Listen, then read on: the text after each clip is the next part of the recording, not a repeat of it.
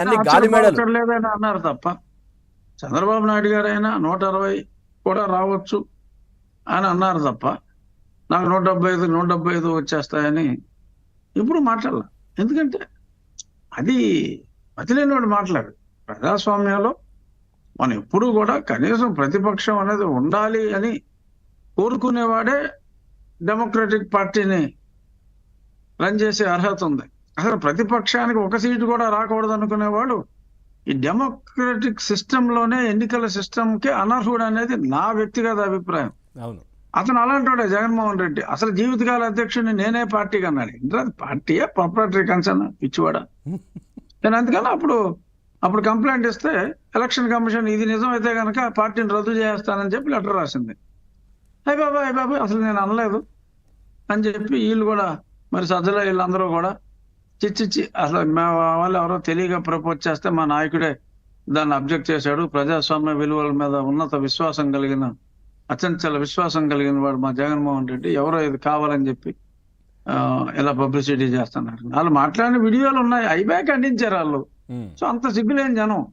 So ఒక party political party అసలు party అంటే ఏంట్రా అన్న కనీస అవగాహన లేకుండా నేను చచ్చేదాకా నేనే పార్టీ ప్రెసిడెంట్ అని చెప్పి అతగాడు మాట్లాడాడు. దానికి ఇంకొక పక్కన ఉన్న లంబు జంబు గాళ్ళేమో తప్పట్లు కొట్టి అతని ముసిముసి నవ్వుల మధ్యన ఆహ్వానించారంటే అదొక పార్టీ, వాళ్ళకొక వ్యవస్థ, వాళ్ళకొక కామన్ సెన్స్ ఉందా పవన్?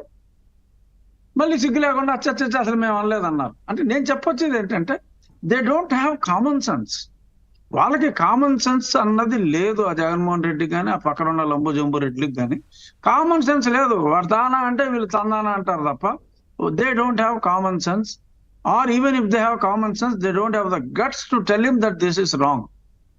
అది నేను ఎలక్షన్ కమిషన్కి వెళ్ళిన తర్వాత వాళ్ళు లేఖ రాసిన తర్వాత తెలిసింది. సో అందుకని వాళ్ళు అలాగే మాట్లాడతారు. వై నాట్ 175, వై నాట్ 175 అని ఎక్కడి నుంచి వస్తారు. So they won't get upper limit. విధి వాళ్ళకి పూర్తిగా అనుకూలిస్తే వారి దేవుడు వారిని కరుణిస్తే 50 రావచ్చు. ఇది బాగా జరిగితే అంటే మాకు 125లోనే మేము అనుకున్నట్టు వచ్చి ఒకవేళ ఆగిపోతాయి. కానీ ఇది 125లో ఆగదు, పైనే ఉంటుంది.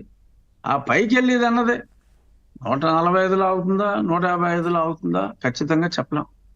బట్ వాళ్ళకి మాడు పగిలిపోయే రిజల్ట్ వస్తుంది. వైసీపీ చిన్నాభిన్నం అవుతుంది. వైసీపీలో అంతర్యుద్ధం జరుగుతుంది.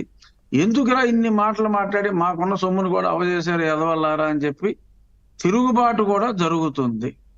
అప్పుడు వీళ్ళు అన్ని బూతులు మేనేజ్ చేశారు, ఒక పల్నాడే అనుకున్నాం, మొత్తం అంతా రిగ్గింగ్ చేసేసారు, మాట్లాడతారు. దానికోసమే ఇవన్నీ కూడా ఇలాంటి పనికి మాలిన ఫెయిలర్స్ అని వదులుతున్నారు. నా దృష్టిలో ఈ ఎన్నికల తరువాత యువజన శ్రామిక రైతు కాంగ్రెస్ పార్టీ అనేది ఉండకూడదు. అలాంటి అభిప్రాయాలు అంటే ప్రతిపక్షమే ఉండకూడదు, ప్రతిపక్షానికి ఒక్క సీటు రాకూడదు, వై నాట్ 175 అనే ఆ భావజాలం ఉన్న పార్టీలు ప్రజాస్వామ్యంలో అటువంటి పార్టీలకు మనుగడ అనేది ఉంచకూడదు ప్రజలు. ఎందుకంటే రాంగ్ కాన్సెప్ట్ లో ఉన్నారు. ఇది నా ఒపీనియన్ పవన్. రైట్ సార్, అట్లాగే మీరు ఇందాక అన్నట్టుగా మొదటి నుంచి కూడా అంటే ఓటమి భయం అంటే ఎలక్షన్ జరగక ముందు కాకముందే మొదటగా జగన్మోహన్ రెడ్డి గారు అన్నారు, ఏమన్నారు, ఈ ఎన్నికలు నిష్పక్షపాతంగా జరిగేలా అనిపించట్లేవు. అక్కడి నుంచే స్టార్ట్ అయిందంటారా వీళ్ళు అనడం ఇవన్నీ? అంటే సిఎస్ని అయితే మార్చలేదు కానీ ఏదో డీజీపీని మార్చారు. సరే మళ్ళీ ఎవరిని వేసారు అది వేరే విషయం. ఆంజనేయులు గారిని మార్చారు, మళ్ళీ ఆయన అక్కడ ఉండి పనిచేస్తున్నాడని చెప్పి అంటున్నారు. మరి ఏదేమైనా కొంత సొల్యూస్ అయితే వచ్చింది. ఆ సొల్యూషన్ కూడా ఆయన తట్టుకోలేకపోతున్నాడు. మేము ఆశించినంత సొల్యూస్ అయితే రాలేదు పవన్.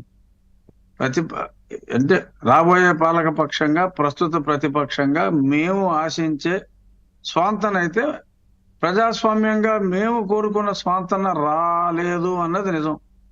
కానీ ఆ చిరు స్వాంతనకే మరి వాళ్ళు అల్లల్లాడిపోయి ఈ రకంగా ఏమో ఎన్నికలు జరుగుతాయి సరిగ్గా అనే నమ్మకం లేదు అని మరి